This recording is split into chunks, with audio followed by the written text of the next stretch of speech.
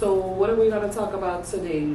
So, what you think about that whole Megan Good and her ex-husband now? What was his Franklin?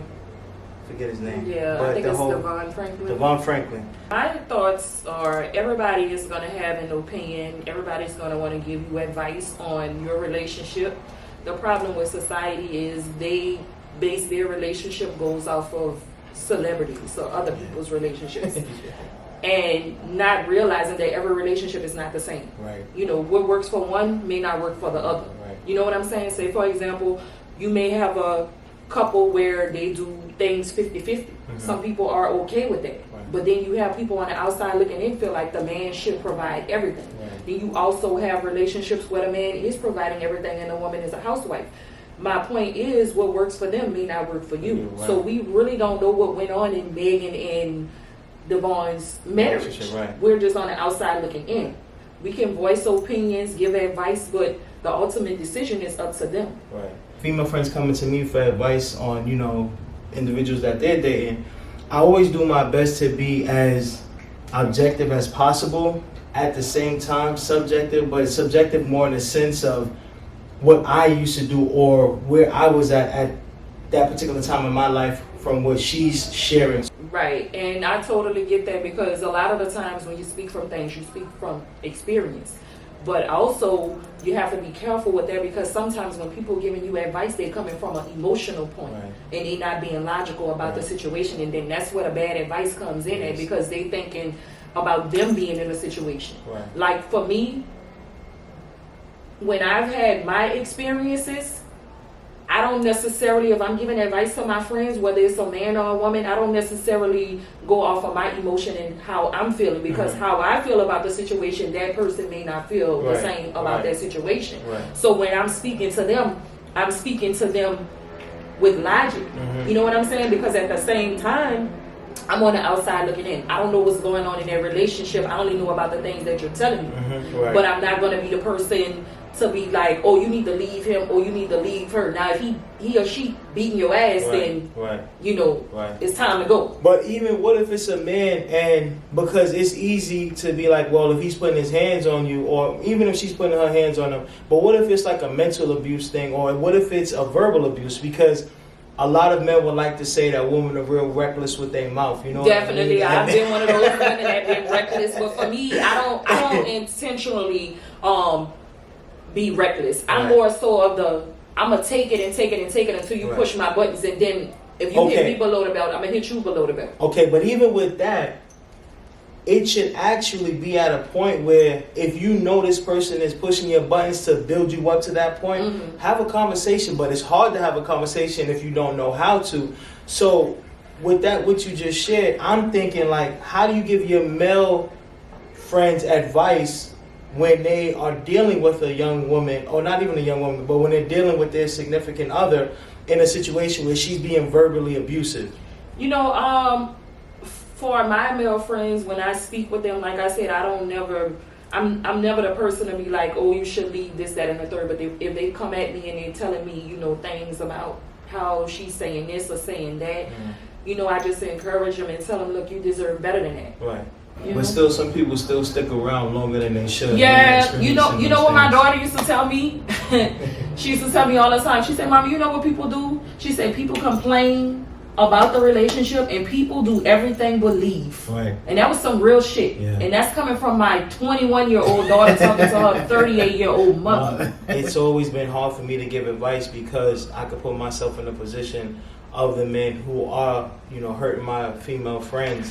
And it's like, I really don't want to chime in because I know where that person's coming from and I don't want to jeopardize that person's relationship. Still, I want my friend to know that this is probably where this person's mentality is at this particular point in time. And I always ask, you know, have you taken the time out to speak to him to let him know how you feel? You know what I mean? And it's funny because whenever I ask that question, 9 times out of 10 the answer is no. I haven't shared with him how I feel about said topic. So it's like, well, maybe you need to do that because once you do that, then you guys can come to a place of understanding a lot faster and easier instead of assuming and just giving off wild, crazy energy.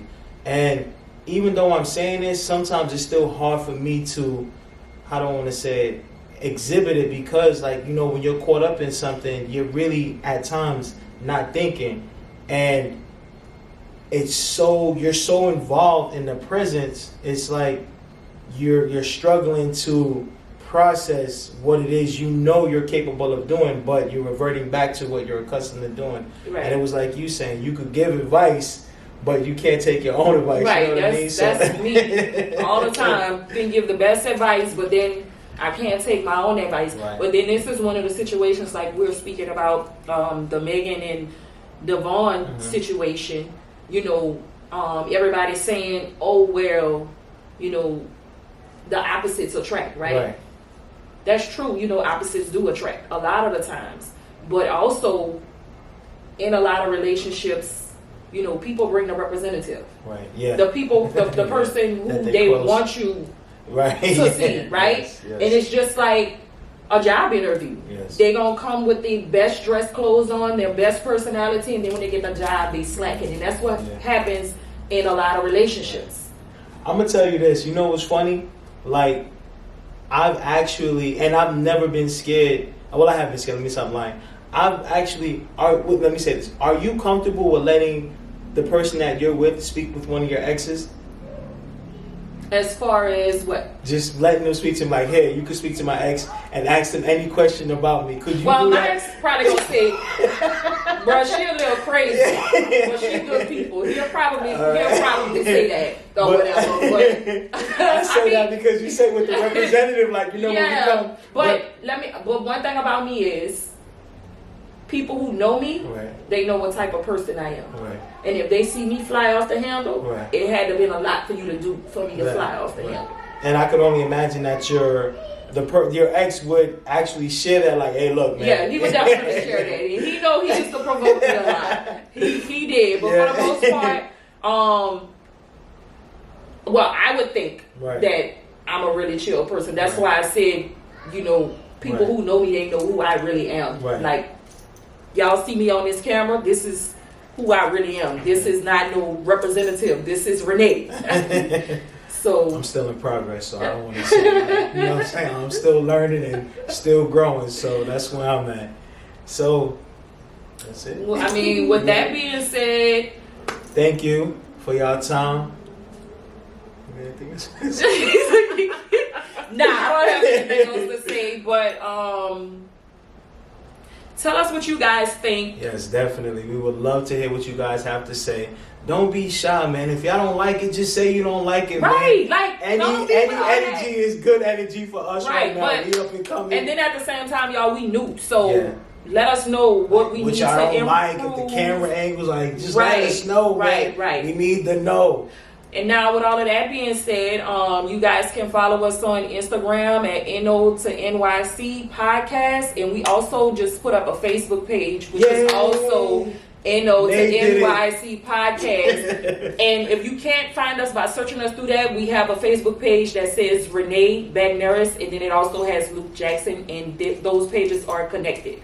So we look forward to seeing you guys liking, commenting, and subscribing. And also you can DM or message us for conversations that you guys would like to have. And you can also DM or message us and let us know what we can improve. Thank you. And we got a special guest soon, so stay tuned because we're going to have a guest in one of our upcoming shows, all right? Appreciate y'all. Thank y'all. Peace.